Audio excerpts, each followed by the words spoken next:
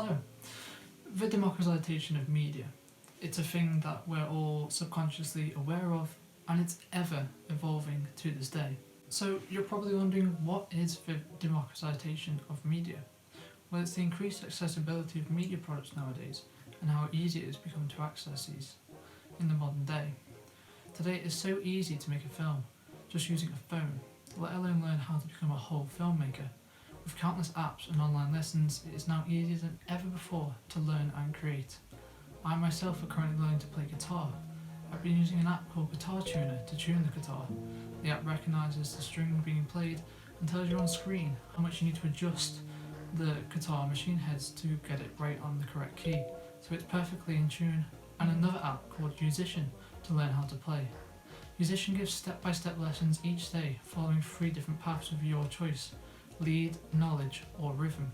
Each level you increase, it also slightly increases the difficulty while implementing new techniques with tutorial videos.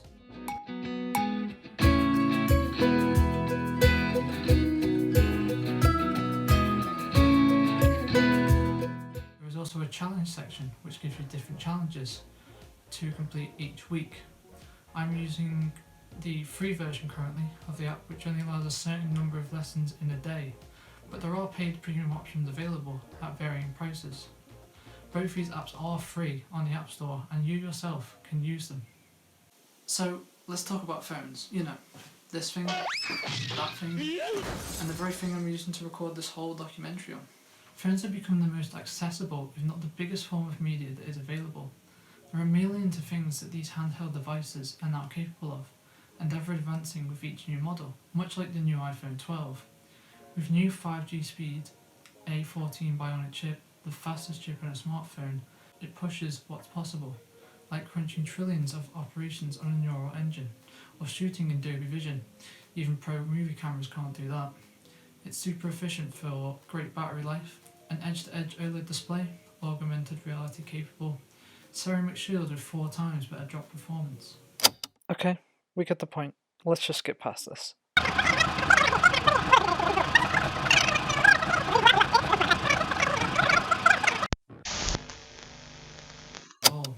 Speaking of Apple, let's talk about their adverts, but a very specific one, the shot and edited on an iPhone one.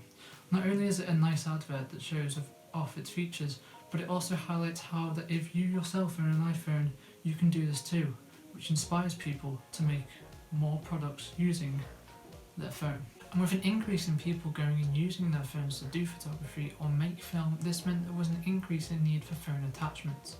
Tripods for stability, additional lenses such as macro, fisheye, wide angle, etc. Varying zoom lenses to increase zoom, filter lenses to create a certain effect or aesthetic. You name it, it's out there, and people are utilising these attachments to help make better productions using their phone. Much like the movie Unsane. Unsane is a movie directed by Steven Soderbergh. However, the whole movie was filmed using an iPhone 7 Plus in 10 days. It is a psychological horror about a woman who moves from Boston to Pennsylvania to get away from a man who has been stalking her for the past 2 years. Here is what the director had to say about filming the movie in an interview. Of course, I mean, one of the big sort of talking points, I suppose, is the fact you shot this on an iPhone. But that's not really the film. It's not the film's conceit, really. Is it? I mean, was it just sort of logistical reasons for you? Was it just trying something new? I mean, what was the kind of your reason initially for shooting it? It was really a creative choice. Like, it wasn't a budgetary issue. I could have shot it on anything. I felt like this movie would be well served by my ability to put a lens anywhere I wanted in a matter of seconds. That this kind of movie needed a kind of physicality that a small capture device can provide.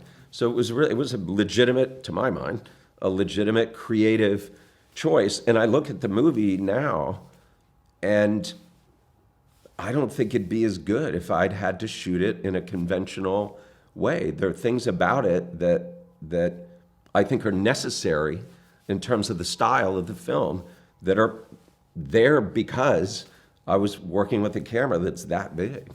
And also it kind of enhances that the almost voyeuristic nature of it as well, doesn't it? Because there's something, I guess, with our iPhones, we're so used to sort of filming and taking pictures on nights out of our friends or on holidays that you use that again, it sort of serves the kind of more thrilling horror aspects of it in some ways, doesn't it? Because I suppose it always feels like we're peering in when perhaps we shouldn't be peering in. Right.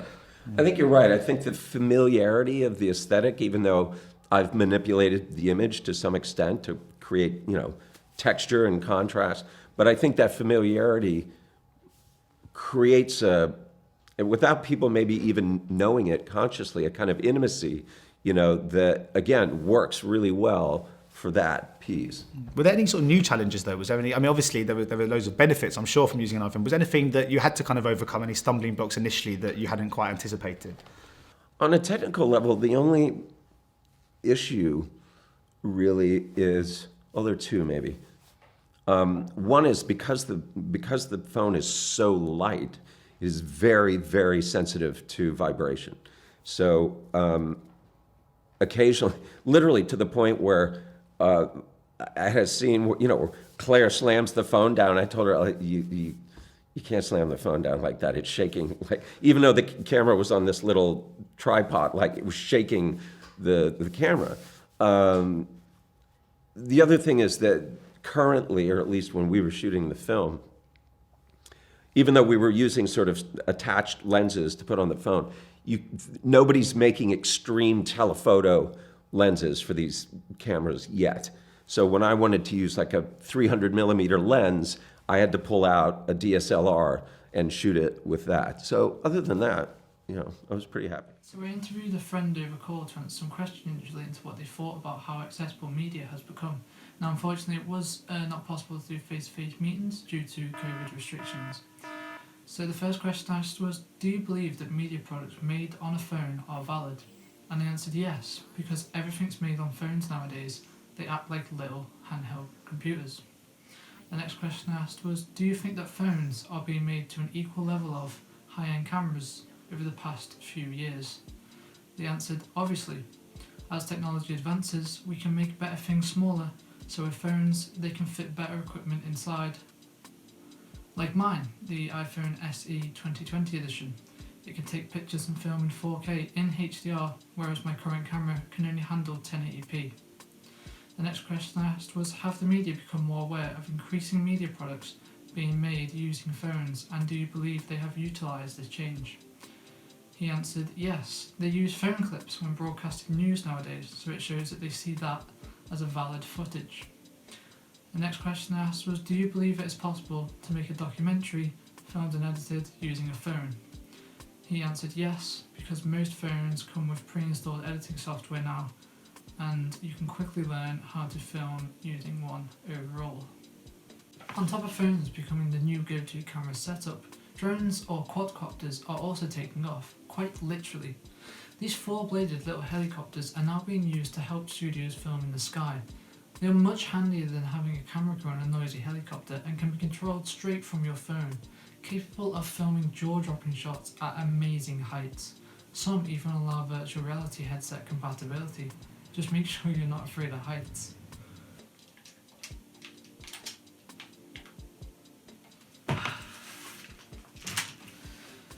That's right. Streaming and YouTube, to be in fact, it's a thing that is very quickly rising over the coming years and has been since 2010, I'd say, if not earlier. But over the past couple of years, streaming in particular has took off. To new streamers at the beginning is the fact that a lot of streamers set their expectation of themselves in the bar really, really high. There's nothing wrong with having goals and wanting to put on a really good broadcast, but everybody starting out sucks behind the camera, sucks behind the microphone. Of course, there are going to be some people that are naturally more charismatic or have better social skills just because that's kind of how they are. I'm an artist. People don't understand me. The best advice I could give you, be yourself because you want people to like you for you. A lot of people think I need to have this massive PC. I need to have all of these extra things. Like, you need nothing more than a game console and a microphone. That's it. With such a big increase in streaming, there are now well-known celebrity streamers, with well-known names you hear such as Pokimane, Ninja, Tfue, Shroud, Tyler One, and many more. Although yes, streaming is a great example of how media has become very accessible and shows just how easy it is to become a streamer yourself by just setting up a mic and having a game console, with so many well-known and recognised streamers now on Twitch, it's hard to find something original to stream to begin to get noticed. YouTube is another great example of this. This is a worldwide platform where people can upload anything in the form of a video for the world to see. I myself have a music channel, R.J. Beats, and a film channel, R.J.L Films, where I upload both music and films that I make. Like with Twitch, there are many famous faces on this platform too, some even branching out to make movies or star in TV shows. So it's clear that media is becoming ever more accessible around the world, with so many various ways to access it and make media, and it will continue to do so. Hey Google, set an alarm for 9 AM. I'm going to bed. Done. Your alarm called "I'm going to bed" is set for 9 AM.